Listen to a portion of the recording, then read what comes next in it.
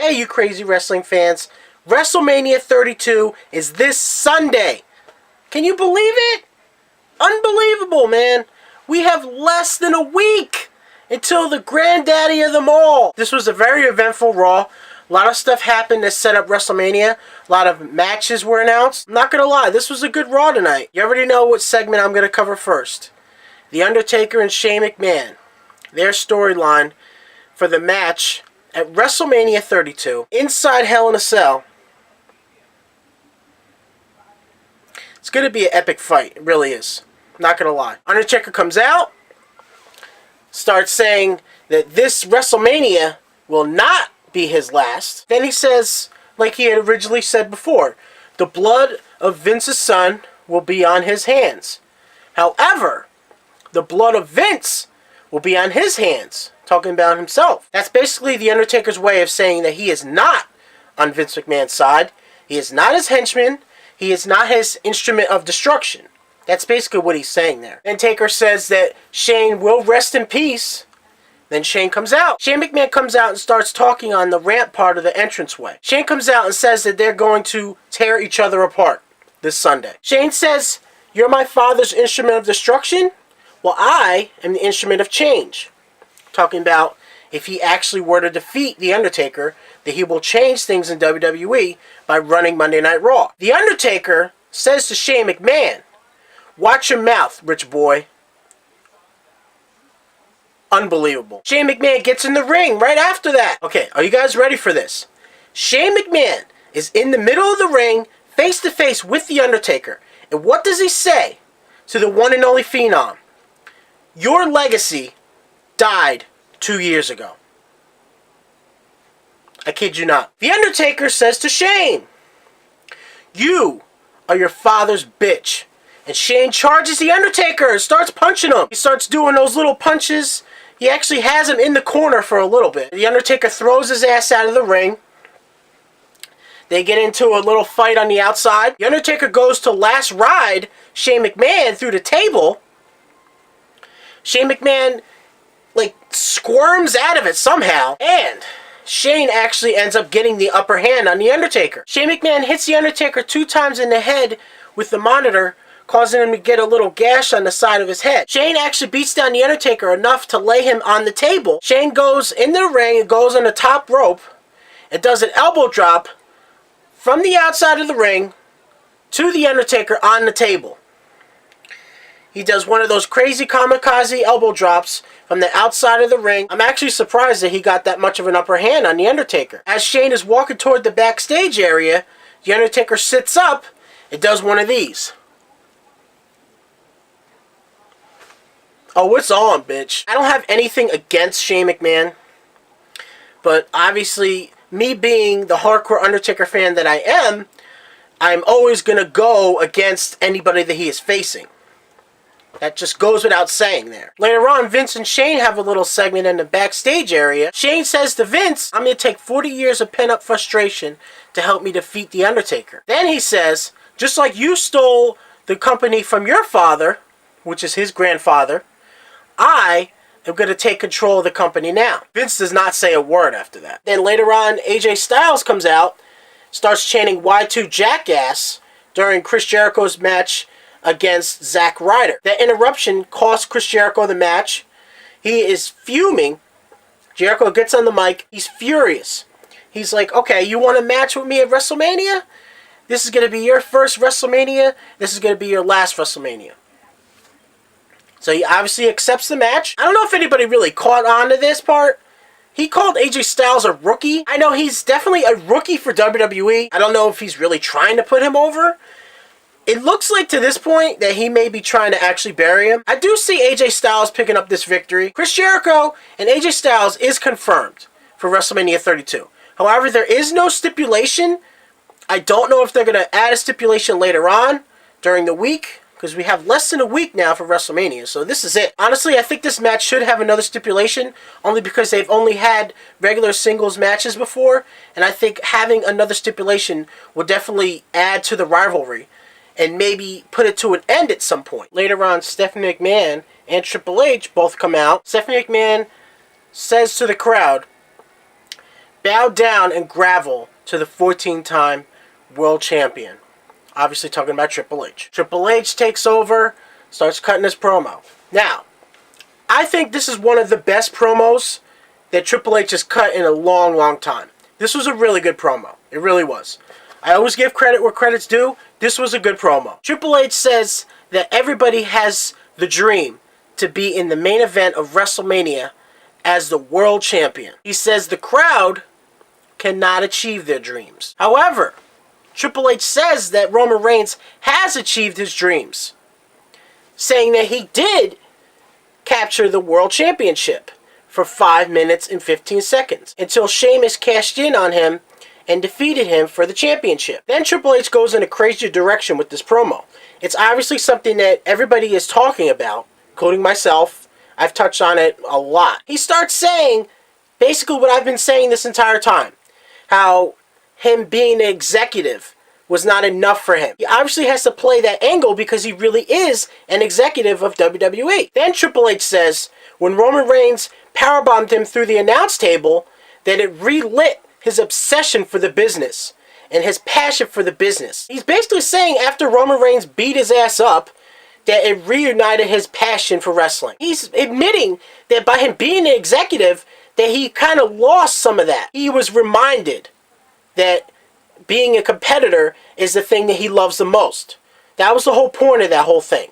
Is that when Roman Reigns beat his ass that time, he was reminded of how much he really loves being a competitor above anything else. I can respect him for actually coming out and saying that. The thing about Triple H, I don't really have anything against him personally. Honestly, I don't. He is a very passionate WWE superstar. Even though he's only a part-timer now, even though he is an executive, he knows the business. He really does. When it comes down to it, he may know more about professional wrestling than anybody else. I'm not going to deny that, okay? It's just that everybody got sick of this whole authority thing. That's what it really comes down to. So Roman Reigns comes out, runs into the ring. Triple H starts stomping on him before he even gets up. Reigns gets some shots on him. And then Triple H escapes once again. Then you see this little standoff between Roman Reigns and Stephanie McMahon. Later on in the backstage area, the Dudley Boys instigate Roman Reigns. Reigns attacks him. And from behind, Triple H starts attacking Roman Reigns. They basically beat him down. And as Reigns is down, Triple H grabs the title, throws it in his face, and says, "You see this? You will never, ever get this. You understand me? Your dream is over." I really do think this is going to be a good match, okay? I'm not saying that this is not going to be a good match. It's just that it did not have to be for the title. Come on, man. This could have just been one of the main events that they had. I understand that you have a lot of other talent that is out right now. That I understand. But it still didn't have to be Triple H. You could have made a guy right there. You could have had Reigns going into WrestleMania as the champion. You could have had somebody challenge Reigns for the title and give him a run for his money. There are so many guys that could have done that, alright? Don't get me wrong. I'm not trying to troll anybody with this by saying that Triple H shouldn't be champion. It's just that I don't get it, okay? I really don't get it. We had a surprise appearance from Jonathan Coachman. Yes, former WWE announcer himself. Now on ESPN, makes his way to Raw tonight. He comes out after the New Day come back from Kofi Kingston's match. Coach says that the New Day is his favorite talent in WWE. Says that Booty-O's is his favorite cereal. Then Coach announces that ESPN will be doing live coverage of WrestleMania 32 this year. Anybody that has been following WWE in the last few months knows that ESPN has been hosting several WWE superstars. Honestly, I think that's some big news for WWE. I really think that will help boost the product as far as people taking it as a sport, as opposed to it just being entertainment. We get to the Brock Lesnar promo. Anybody that knows about Brock Lesnar knows that Brock Lesnar does not speak. Paul Heyman does his speaking for him. He is his mouthpiece. He is his advocate. He really is his advocate. He's not just saying that. That's not just a slogan. That is what Paul Heyman is for Brock Lesnar. Heyman says that you have 6 days to witness Brock Lesnar put on a performance against Dean Ambrose. He says this performance will not be the performance of a generation, but the performance of a lifetime. He calls Dean Ambrose a lunatic. Obviously, that's his nickname, the Lunatic Fringe. Heyman calls him a lunatic because he thinks that he actually has a chance in this street fight this Sunday. Ambrose comes out with a wagon. Yes, a wagon. Goes to the other side of the ring, picks up a whole bunch of weapons, including the barbed wire bat that Mick Foley gave to him a few weeks ago on Raw. So Ambrose gets all those weapons, puts them in the wagon, and then he leaves. He doesn't even get in the ring, doesn't even acknowledge Brock Lesnar. I think that was a strange thing to have Ambrose do. I know he's like the Lunatic Fringe, but that was just weird. They announced another match for WrestleMania 32. It's actually going to be on the kickoff show. We have a 10 Diva tag team matchup. We also had the return of Emma tonight as she took on Paige. Of course, WWE is famous for these infamous distraction finishes. The referee gets distracted by all the other divas on the outside of the ring. Lana kicks Paige in the face. Emma gets the win. She has not been on Raw in almost a year, but she gets the win against Paige. Emma is going to compete in that 10 Diva tag team matchup. Then after the Divas have their altercation, guess who comes out to help them? None other than Eva Marie herself. She has not been on WWE television in the longest time, but she is going to be in that 10 Diva tag team match. It was kind of funny too at the end. Paige gave Eva Marie the cold shoulder. Eve goes to raise Paige's hand and she like shrugs her off. We have 2 matches confirmed for the kickoff show. The Usos taking on the Dudley Boys. We also have the 10 Diva tag team match, which is the Total Divas. They will be taking on Bad and Blonde. So the last segment is the Authority coming back out once again. Their explanation for coming out again was basically because they had to finish what they were saying because Roman Reigns interrupted them. Well, excuse the hell out of me. Stephanie comes out, says that reality will slap everybody in the face, just like Roman Reigns. She says that a lot of people have high hopes this Sunday that not only will Reigns take the WWE World Heavyweight Championship from Triple H, but also, if Shane McMahon were somehow to defeat The Undertaker, that the Authority will be gone as well. Stephanie says that my husband's title and the Authority aren't going anywhere. She gives her little smirk. Triple H says that millions of dollars are at stake this Sunday. No truer statement could be made. That's a very true statement right there. Reigns comes back out.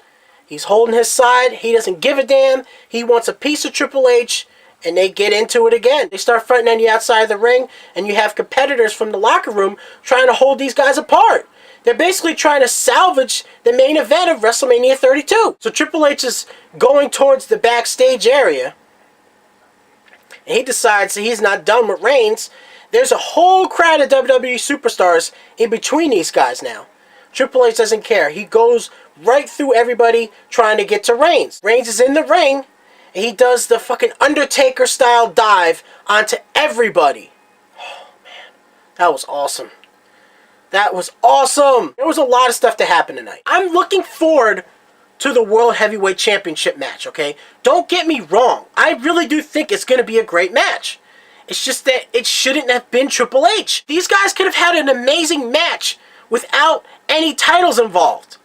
Can anybody argue me on that? Go ahead. I really could care less. The match between Shane McMahon and The Undertaker inside Hell in a Cell, that is probably going to steal the show. Shane McMahon is fearless. He has shown no fear whatsoever to The Undertaker. That's one thing I will say. He has not backed down from him once. Brock Lesnar and Dean Ambrose in a no-holds-barred street fight. It's going to be a good old-fashioned slobber knocker. Yes, I am quoting Jim Ross by saying that. I think WrestleMania is going to be unbelievable this Sunday. There really is an awesome card for WrestleMania. This was an awesome Raw. I hope everybody enjoys every single thing leading up to WrestleMania. This Sunday, finally, this is WrestleMania week. This is it, man. We are less than a week away from WrestleMania 32. With that said, I am going to get the fuck out of here, and I will see you when I see you.